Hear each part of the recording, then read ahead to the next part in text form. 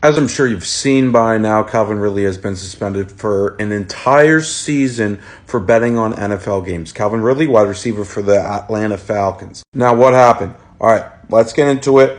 Calvin Ridley, he was on the Falcons this year.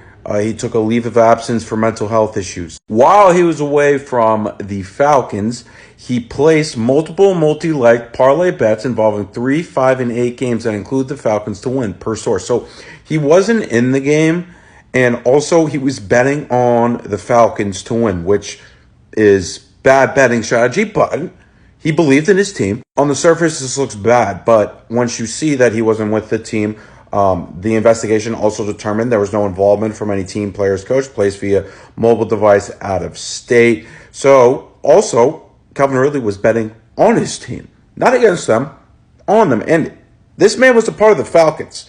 It wasn't like he was a part of the Bucs. He was part of the Falcons. It comes out, he's suspended for a year. Obviously, this is a massive trend on the internet, on Twitter. And Calvin Ridley, which, I mean, mad respect to him, he's just tweeting through it. I bet 1,500 total. I don't have a gambling problem. Same, dude. Same. This is like literally a text I've sent to my mom before. Then he said, I know I was wrong, but I'm getting 1 year, LOL. Now, Calvin Ridley can't be the only player in the NFL's history or current NFL that has gambled on a game. How was he caught? This is where the story kind of gets like, I don't feel as bad for Calvin Ridley for being suspended for a year because he was in Florida and used the only gambling app legal in the state. The app notified a compliance company the NFL has hired called Genius for this kind of thing. So Calvin Ridley used the only legal app in Florida, put in his social security number, legal name, notified this company called Genius.